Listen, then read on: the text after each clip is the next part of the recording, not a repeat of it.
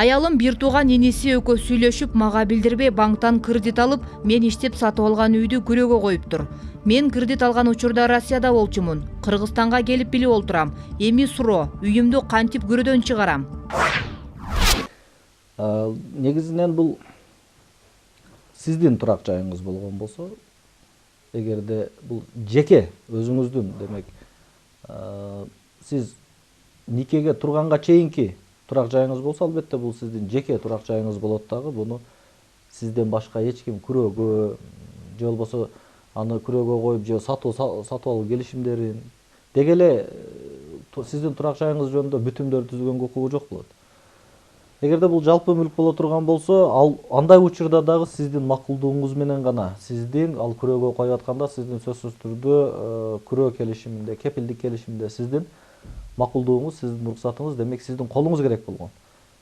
Сиз сурооңузда айтып жатасыз, мен ал учурда башка жакта болгом деп. Демек бул эч нерсеге жарабаган, мындай жасалмаланган бүтүм деп жыйынтыкка келсек болот. Сиз кандай кыласыз? Сиз сотко бериңиз.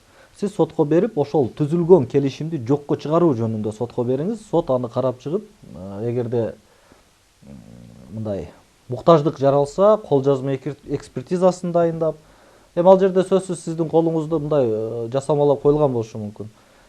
Экспертиза дайындап, бул чечимди, демек, кечиресиз, келишимди, ошол күрөө келишимин, кредиттик келишимди жокко чыгаруу жөнүндө сотко берсеңиз, мындай учурда сот бул келишимди жараксыз деп табат.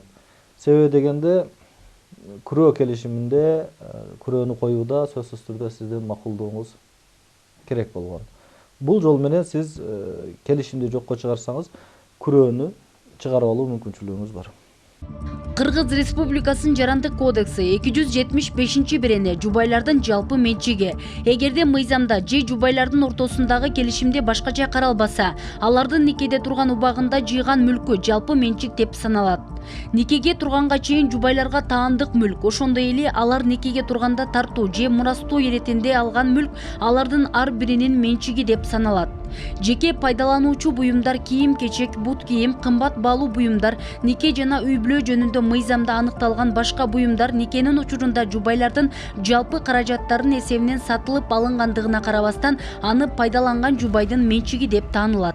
Эгерде никеде турган учурда жубайлардын жалпы мүлкүнүн эсебинен ал мүлктүн наркын кыйла көбөйтө турган салымдар жасалгандыгы аныкталса, жубайлардын ар биринин мүлкү алардын жалпы менчиги деп таанылат. Жубайлардын биринин милдеттери боюнча өндүрүп алуу тарабынан анын менчигинде турган мүлккө гана, ошондой эле ал мүлктү бөлүштүрүүдө ага тиешелүү боло турган жубайлардын жалпы мүлкүндөгү анын үлүшүнө гана коюлушу мүмкүн.